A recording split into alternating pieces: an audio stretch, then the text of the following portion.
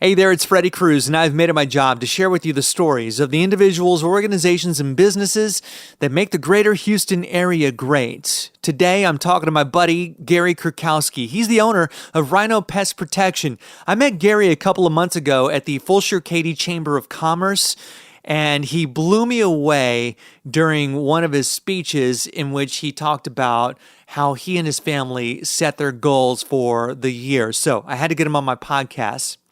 Gary is not just the owner of Rhino Pest Protection, but he's also the chamber chaplain. And so we're going to talk about having a faith-based business, where that all comes into play when it comes to setting goals and visualizing them with his family, how to choose the right community and surround yourself with supportive people who can contribute to your business's success. All of this while also talking about spiders. And a very not so fun fact about spiders that's going to probably blow your mind later on in the conversation.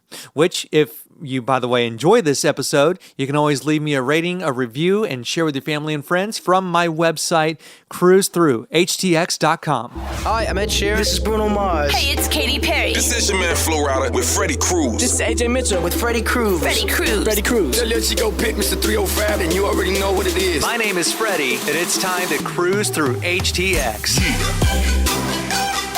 The first time I ever saw you, it was when you were speaking as the Fulshear-Katy Chamber chaplain, and you had talked about how you and your family set goals, and it blew me away. So let's start the conversation there.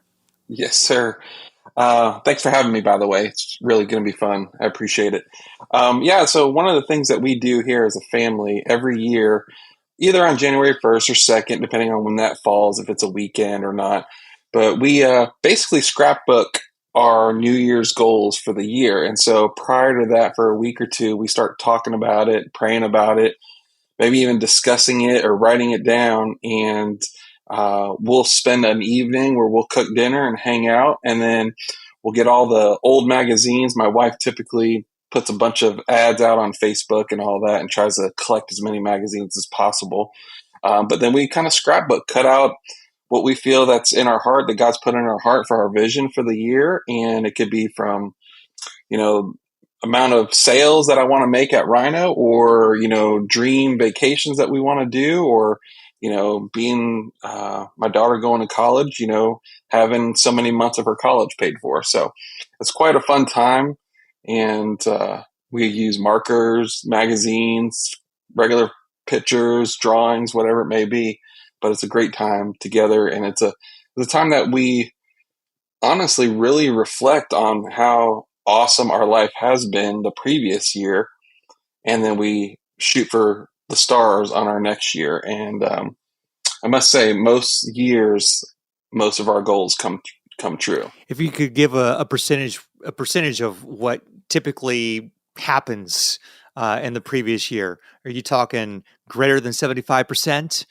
80% plus, or are you like elite 90+%? I would say we're probably the 85 to 90. Nice. We're a big faith family, so the word says write down your goals on tablets so all can see, and we paste those in our pantry. So every time we go in the pantry, which is multiple times a day, you're always opening it up and you're getting to read those. And as you read them, they continue to be in you. And then as you're out and about, I'll just give you an example, if that's all right now. One of my goals, because I am a faith man, is to talk to people about their faith. And I had a smaller goal for that this year, but I'm already at 50% of my goal, and it's only March. So I'm super stoked, but it's just always keeping the opportunity in front of you.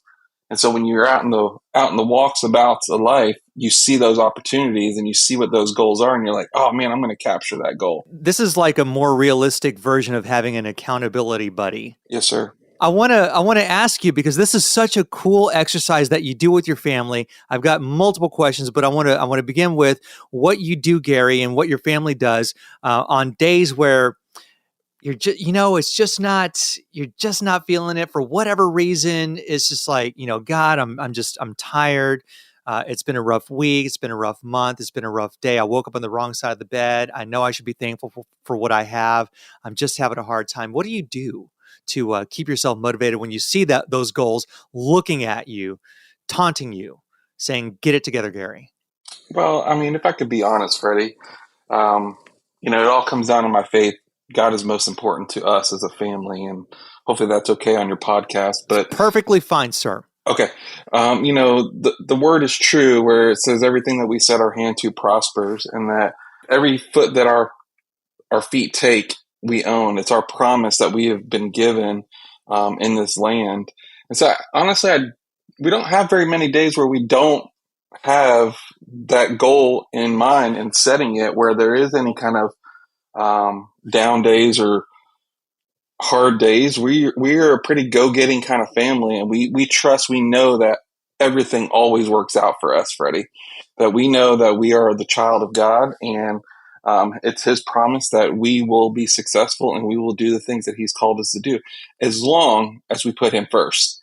And we have to seek Him early, or seek Him, early is a open term of saying morning time, but my little time is a morning time. It's usually 5:30. I get up and I get the house to myself, but early do I seek Him, and I spend time reading and praying, and reevaluating my day before and saying, hey, what did I do great at, and what did I need to work on? But our energy is always positive. We call our company Rhino, and we have a little tag that we always say is keep charging. So we are always charging forward in everything that we do. Yes. And at the top of your website, and this is what's so admirable, is that you are walking the walk. You're not just talking the talk about being a faith-based business. Yep. Love God, serve people, stop pests. Yes. It's a simplified mission statement, vision statement, however you want to twist it. But we're actually getting ready to print some shirts for that, because it's so important to us, and we're not afraid to say it. People know that's our mission, that God is going to come first, and I think if we put Him first, we're going to automatically want to serve people, and that's what we do in our community. To speak of that, we're looking for opportunities to be a part and to be involved and to give and to serve, and I think we really do a good job with that. And then guess what? Pest control business comes by doing that, because we're a part of the community, and people ask, well, what do you do? And there you go. Cruise Through HTX is brought to you by Speak Podcasting. That's my media company. Home to shows like The Final Curtain Never Closes, presented to you by the National Museum of Funeral History. Every month, President and CEO Genevieve Keeney Vasquez shares with you stories about the people behind our final rite of passage. The podcast series is part of the museum's larger mission to build and maintain a love of history and enriched understanding of the death care industry. Check out The Final Curtain Never Closes wherever you get your podcasts. Let's talk about the business, because you are less than 2 years into the game. June 16th is going to be your second anniversary. So that puts us at what? If it's March, you're what about a year and 10 months? What is something that you have learned along the way that you could pass along to someone who's just getting started, or somebody who's wanting to take the entrepreneurial journey for the first time, whether or not it's into pest control? One of the things that we say in our family, you are the average of the 5 people that you hang around with most. And so, not that you have to hang out with all the rich and famous or the popular people, but just knowing your community of people that you are with, it really determines the altitude that you take with your business. You have to choose wisely. You can't be a part of every group or networking event, but as long as you put God first and you do what He says and you're obedient to it, it will prosper. He's promised us that. And being around a wife and kids that support you and are always encouraging you is really important. And it's the community. I mean, the folks that we have, not only quote unquote strangers of Rhino that just Google us, but for the year and a half prior, has been a lot of family and friends. They've just support us 100%, and they do everything they can to advertise us, to share us, to talk about it, and we put ourselves in positions to be a light in sometimes a dark world. So, what made you want to get into pest control? So I've been in the industry for, talked about it today actually with the customer. I think I'm going on a little over 17 years. And I came from the corporate world of pest control. So I've traveled all over the country, and I answered a Craigslist ad for a sales rep long time ago and didn't say what it was for. And I just said, it said inside sales rep. And I was like, cool. Because we planted churches for about 12 years prior to that. And so we came back home to Florida to kind of settle, regroup, and I needed to get a job and provide for the family. And so I answered this ad on Craigslist, and it was pest control. And I'm like, what? People actually pay people to do pest control at their house? And I was just oblivious of that. And my career took off from there, and promotion, travel, and here I am opening Rhino. Is there a bug that you are absolutely petrified of, that you're like, oh no, it's one of those? Ooh, yeah. Yeah, I have a couple things actually. I don't do spiders. What? I mean, I just don't do them. I'm just, they do something to me. Snakes, I won't touch it. I won't look at it. I'll run from it, and you'll hear me screaming all the way down the road. And it's just sad that we're in the bug business, but mice, they are finicky little things, and they can just like jump at you and you freak out. That is true. But I want to go back to that, because snakes. So that's obviously, I am in the same boat as you when it comes to snakes and rodents. Yes, but snake, people call Rhino for snake removal. No, we actually don't do that service. Okay. It's a wildlife service, Right? So we're a household pest. So we do your ants, your spiders, your roaches, your termites, mosquitoes, Right. rodent. Typical household pest is the category, a general pest. When you get into those types of things like raccoons or possums, that's getting into wildlife. You got to have a special license for that because it's more of a capture release type of situation. Mm-hmm. So we choose not to be a part of that. Yeah. Yeah. Well, and living in a new-ish area, depending Yes. on which part of the Full Circadian area we're talking about, when there's all the new development coming in, I myself live in the Richmond area. At one point, our neighborhood was brand new. And so what happens with these new developments is, well, the humans are invading the natural habitats of these Yes, sir. critters, whether they're mice, field mice, rats, raccoons, snakes. So I imagine you are encountering some of this stuff just on a routine call. Yeah, we do. I'm not going to open up any electrical box without a long stick in my hand if they're asking me to. So I've been frightened many a times that way. So I'm not going to get caught that way again. That's how Gary has improved his 40-yard dash, is by opening Yes. electrical boxes without sticks. Yes. It's crazy. Oh man. So what? Okay. So let's talk about, because you are the expert. You are Rhino Pest Protection. For somebody that's moving into a new development, what is something they need to keep in mind when it comes to protecting their homes from these pests? I mean, we're talking about spiders. I'm indifferent to spiders. I know that a lot of people are scared of them. So what would you tell a person moving into suburgatory for the first time? Yeah. I mean, we're in Texas, right? So there's going to be bugs all the time. And pest control is sometimes a want and a need product. Not everybody wants pest control. They're happy with spiders around their house. It's a personal preference. If you're terrified of them, then those are the people that are going to be calling us. But not everybody gets pest control, but we are moving into their territory.